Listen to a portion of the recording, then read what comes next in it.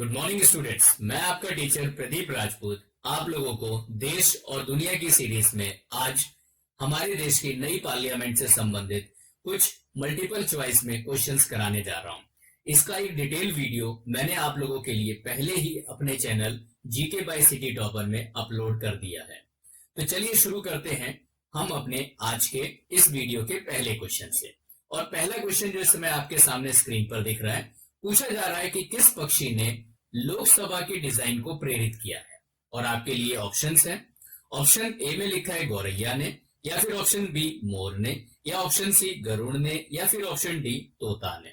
और इसका जो करेक्ट आंसर है वो है ऑप्शन बी मोर ने। ठीक है, हमारे अभी नए लोकसभा का जो डिजाइन तैयार किया गया है उसके अंदर दीवारों पर, पत्थरों पर और लकड़ियों पे इस प्रकार की नक्काशी की गई है जिसमें मोरों के पंख और मोर की पूरी थीम लोकसभा में सजाई गई है। ठीक है, अगले प्रश्न पे चलते हैं। और अगला प्रश्न है कि 28 मई 2023 को भारत के नए संसद भवन का उद्घाटन किसने किया।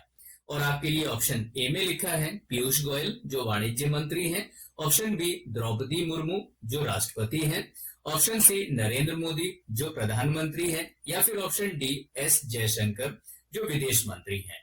इनमें से आपका जो करेक्ट आंसर है वो है option number C Narendra Modi. तो 28 मई 2023 को नरेंद्र मोदी जी के द्वारा हमारी नई संसद भवन का उद्घाटन किया गया। अब अगला प्रश्न है आपके लिए।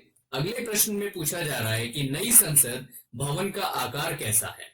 और इसके लिए आपके पास ऑप्शंस हैं। ऑप्शन ए त्रिकोणीय है, या फिर option B hexagonal, option C परिपत्र है, या फिर ऑप्शन डी वर्गाकार है। और हमारी नई संसद भवन का जो आकार है वो है ऑप्शन ए त्रिकोणीय। ठीक है, अगले प्रश्न पे चलते हैं। और साथ साथ आप ध्यान रखिएगा, अगर आप चैनल पर नए आए हैं तो चैनल को सब्सक्राइब जरूर कर लीजिएगा। और यदि आप जो है इस वीडियो को पसंद करते हैं तो अपने सभी दोस्तों को शेयर भी जरूर कर दीजिएगा और लाइक भी जरूर दबा दीजिएगा। इससे होता क्या है कि अभी हमारा नया चैनल है, वीडियो ज्यादा से ज्यादा लोगों तक पहुंचाया जाएगा और जितना ज्यादा आप इसे पसंद करेंगे उतना ही एक्टिवली हम आपके लिए और नए नए वीडियोस बनाते रहेंगे। तो चलते हैं अगले प्रश्न पर। क्या पूछा जा रहा है कि नरेंद्र मोदी ने नए संसद भवन की आधारशिला कब रखी थी। और आपके लिए ऑप्शंस हैं। ऑप्शन ए 26 जनवरी 2021 को, ऑप्शन बी 15 अगस्त 2019 को, ऑप्शन सी 10 दिसंबर 2020 को, या फिर ऑप्शन डी 28 दिसंबर 2018 को। और इसका करेक्ट आंसर है ऑप्शन सी 10 दिसंबर 2020 को। अब हम अगले प्रश्न पर हैं। प्रश्न संख्या 5 आपसे पूछा जा रहा है कि नए भवन में संसद सदस्यों को कौन कौन सी आधुनिक सुविधाएं प्रदान की जाएंगी। और आप ऑप्शन में देखिए, ऑप्शन ए में है रिकॉर्डिंग केंद्र, या फिर ऑप्शन बी मल्टीमीडिया से रिलेटेड सारी सुविधाएं, या फिर ऑप्शन सी उच्च गति का इंटरनेट, या फिर ऑप्शन डी ऊपर के सभी। तो हमारे जो नए संसद भवन है इसमें बैठे हुए सभी सदस्यों को ये सारी की सारी सुविधाएं दी जाएंगी। अतः आपका जो करेक्ट उत्तर है वो है ऑप्शन डी ऊपर के सभी। अब हम अगले प्रश्न पर हैं। और अगला प्रश्न है नए संसद भवन का डिजाइन किस कंपनी ने तैयार किया। क्वेश्चन बहुत ही महत्वपूर्ण है, ध्यान से सभी प्रश्नों को आप पढ़ेंगे और आप देखेंगे इन्हीं में से ही प्रश्न आपके आगे के आने वाले जितनी भी आगामी परीक्षाएं हैं उन सभी में इन्हीं में से प्रश्न आने वाले हैं। आप इनके ऑप्शन ध्यान से देखिए।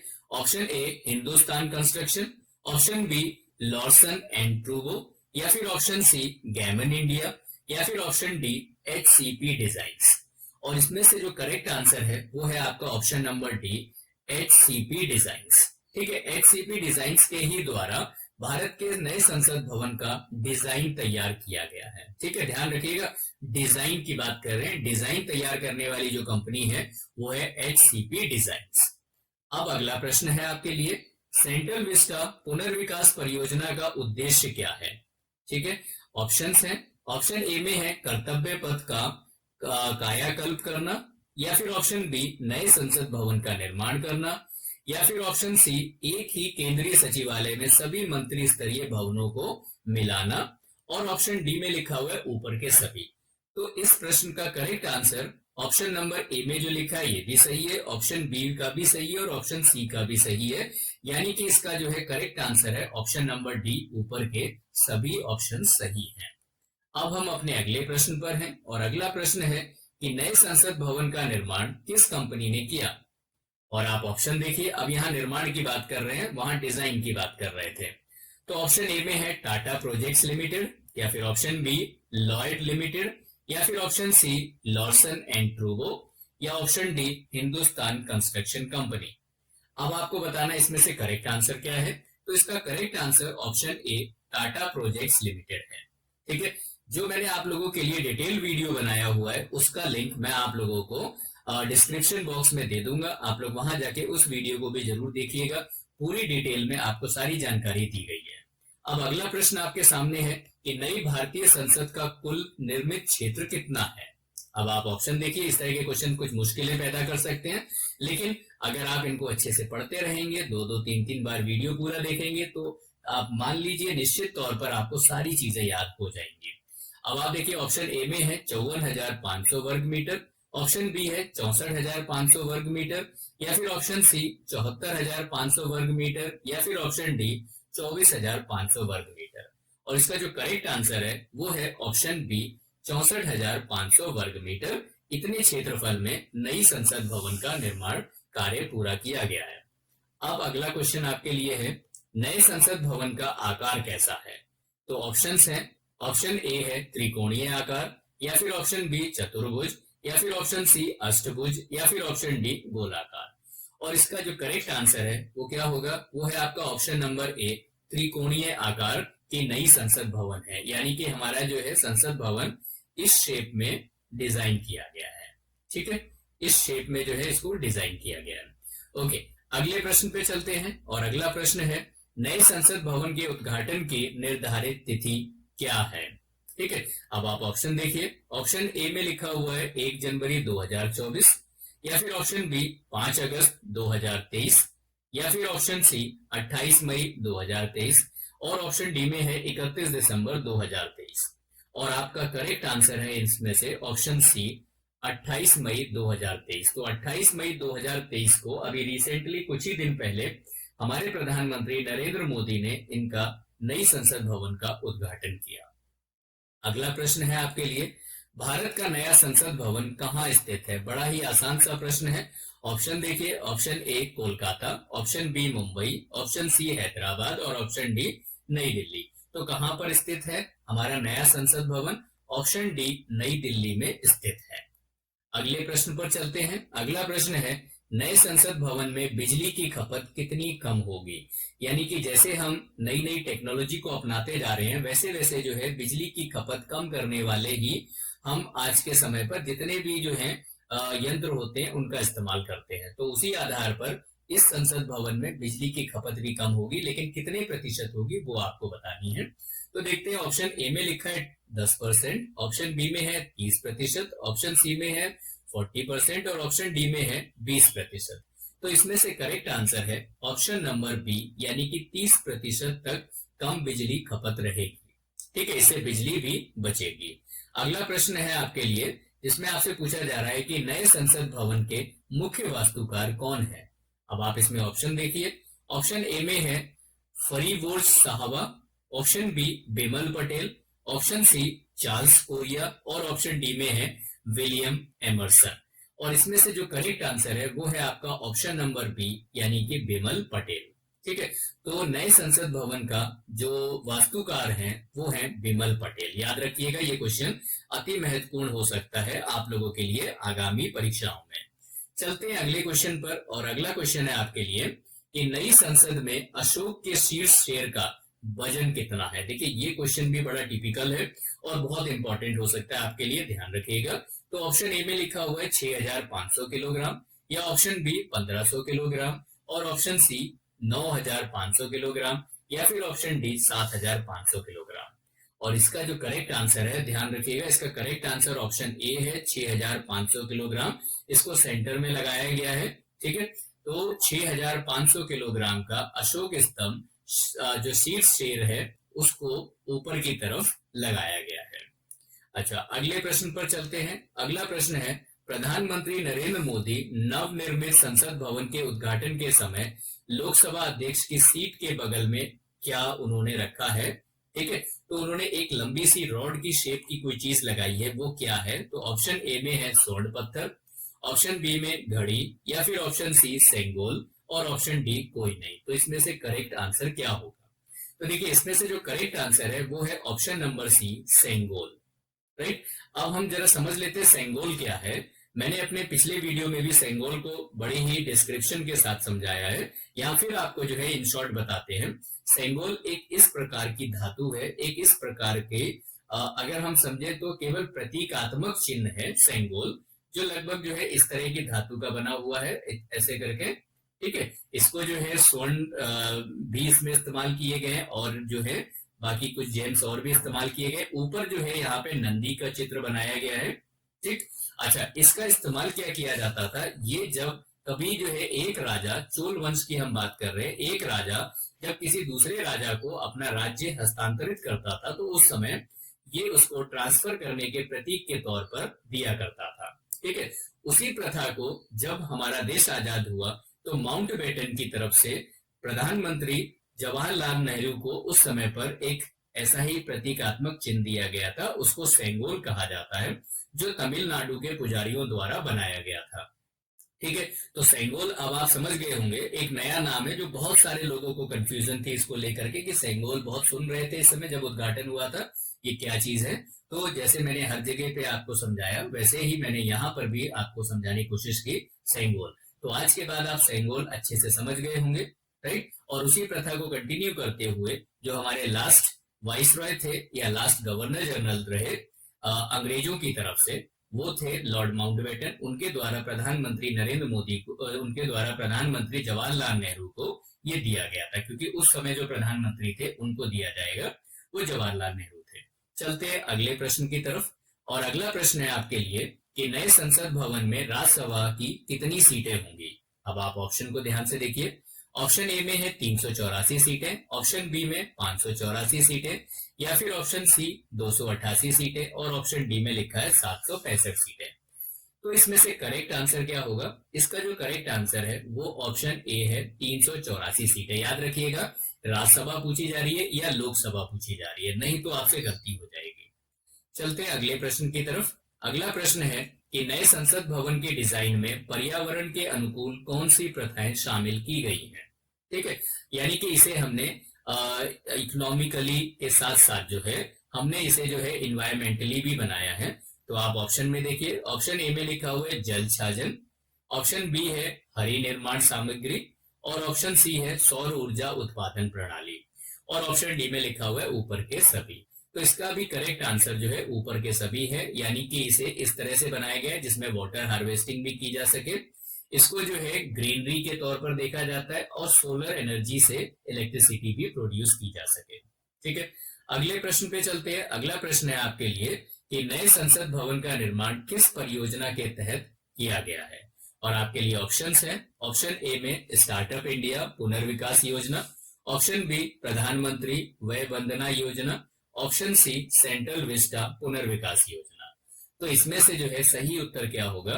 तो इसका जो सही उत्तर है वो है आपका ऑप्शन नंबर सी, जिसमें लिखा हुआ है सेंट्रल विस्टा पुनर्विकास योजना। अब हम अपने अगले प्रश्न पर हैं, और अगला प्रश्न आपके लिए है कि किस फूल ने राज्यसभा डिजाइन को प्रेरित किया।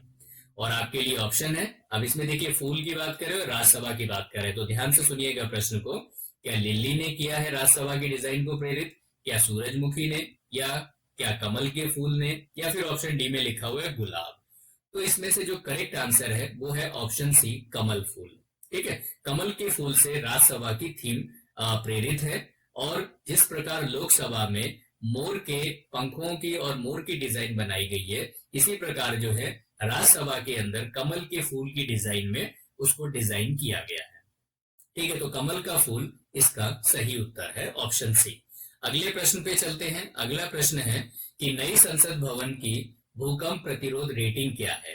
अब आप देखिए, ऑप्शन ए में है जोन 2 में आता है, या फिर ऑप्शन बी जोन 5 में, या फिर ऑप्शन सी जोन 4 में, या फिर ऑप्शन डी जोन 3 में। और इसका जो करेक्ट आंसर है वो है ऑप्शन बी, जोन 5। ठीक है, आपकी जो हमारी जो संसद भवन बनाई गई है ये जोन 5 की कैटेगरी के हिसाब से बनाई गई है, क्योंकि पहले जो हमारी संसद भवन बनाई थी उस समय पर जो है जोन 2 के तहत जो है उसको बनाया गया था। उस समय दिल्ली जोन 2 अर्थक्वेक प्रोन के एरिया में आती थी, लेकिन अब जोन 5 में आती है और इस हिसाब से बनाया गया। तो यहाँ पर जो आपका करेक्ट उत्तर है वो है ऑप्शन नंबर बी, जोन 5। अब हम अगले प्रश्न पर हैं। अगला प्रश्न है कि नए संसद भवन को बनने में लगभग कितने रुपए का खर्च आया। अब आप ऑप्शंस देखिए। ऑप्शन ए में है 1700 करोड़ रुपए, ऑप्शन बी 1500 करोड़ रुपए, या फिर ऑप्शन सी 1000 करोड़ रुपए, या फिर ऑप्शन डी 1200 करोड़ रुपए। और इसका जो करेक्ट आंसर है वो है ऑप्शन डी, 1200 करोड़ रुपए। ठीक है, अगले प्रश्न पे चलते हैं। अगला प्रश्न है हमारा, नए संसद भवन में संयुक्त सत्र का आयोजन कहाँ होगा। जैसे पहले सेंट्रल हॉल बनाया गया था, उसमें संयुक्त सत्र का आयोजन किया जाता था। अब संयुक्त सत्र का आयोजन कहाँ होगा। तो ऑप्शन ए लिखा हुआ है लोकसभा हॉल, या फिर ऑप्शन बी केंद्रीय कक्ष, या फिर ऑप्शन सी उपर्युक्त दोनों। तो इसका जो करेक्ट आंसर है वो ऑप्शन नंबर ए है, लोकसभा हॉल। क्योंकि अब लोकसभा हॉल को इतना विशाल बनाया गया है कि उसमें दोनों सदनों के सदस्य एक साथ बैठ सकते हैं। तो लोकसभा हॉल में अब से संयुक्त सदन का आयोजन किया जाएगा। अब हम अपने अगले प्रश्न पर हैं। अगला प्रश्न है, नए संसद भवन को जनता के लिए अधिक सुलभ बनाने के लिए क्या प्रयास किए जा रहे हैं। और ऑप्शंस देखिए इसके। ऑप्शन ए में है संसदीय कार्यवाही देखने के लिए आम जनता के लिए दीर्घाएं हैं इसमें, यानी गैलरी बनाई गई है। ऑप्शन बी में बच्चों, बुजुर्गों और विकलांग व्यक्तियों के लिए विशेष प्रवेश द्वार है। और ऑप्शन सी में है अग्नि सुरक्षा उपायों में सुधार है, या फिर ऑप्शन डी ऊपर के सभी।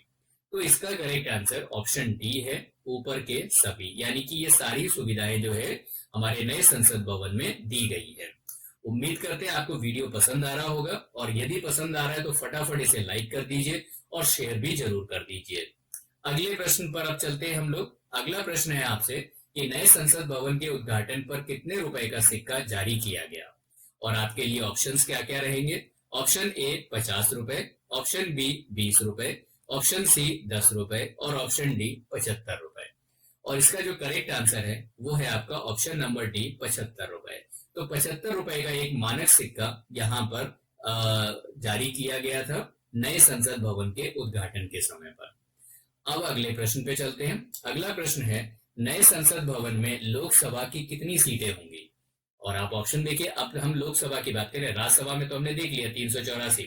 अब लोकसभा की बात करें तो लोकसभा में लिखा है ऑप्शन ए में 666 सीटें, या फिर ऑप्शन बी 888 सीटें, ऑप्शन सी 1000 सीटें, या फिर ऑप्शन डी 777 सीटें।